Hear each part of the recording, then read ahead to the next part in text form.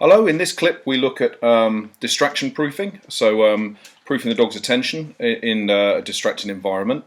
And in this case we're using a chocolate lab bitch who has an issue with failing to recall and failing to give attention to the owner handler under times or during times of distraction, which is hugely common, as we'd all know. So what we've done, this is about 35 minutes into a training session, and what we've basically done is we've gone heavy on reward, pairing a whistle with reward for a start off because we wanted to be looking at recall work, but also by going heavy on reward then we set ourselves up as being somebody that the dog wants to pay attention to and wants to be close to. So we started then bringing the reward level down a little bit and started increasing the distraction level. And the distraction that you'll see here, the reward is chicken, and the distraction that you'll see coming in here as well is also chicken.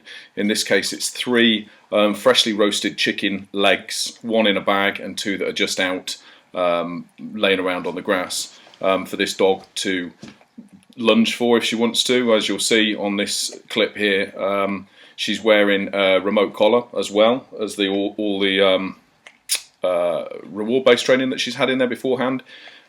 She's also received minor vibrations on the vibration-only function on the collar for paying too much attention in something else whilst she's being called to respond back to the whistle, back to the owner's voice. So basically what you've got is a proofing session here where the dog is on a line. Although she's got a collar on, the remote's in my pocket, so it's neither here nor there really, it's for habituation purposes. And just see what you think, see how you think she gets on. As I say, 35 minutes in. Thank you. Okay, so here's a brown paper bag that we can see. Inside that brown paper bag there's 2 roast chicken thighs, or legs, and they're still warm to the extent that there's steam inside the bag there. So she's sitting, she's being rewarded with the same food as she'd find inside of the bag. She's being rewarded with chicken as well.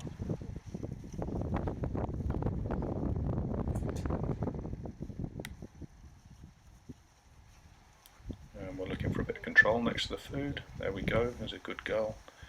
And we're actually rewarding her with the food that's inside of the bag there, just to make sure, although the wind was blowing the food, the scent of the food directly towards her, we made sure of that. But she's been rewarded with the actual thing that we're asking her to avoid.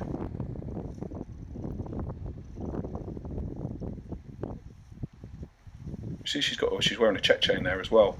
The owner's been used to training with check chains, and she's had success with them in the past. But in this instance we took her off that and we've put her onto a flat collar, and we're using a flat collar and reward instead of the check. Good girl.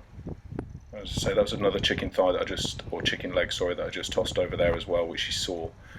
So you can see there's a couple of them on top of one another just there, and then obviously the chicken inside the bag there as well. Good girl.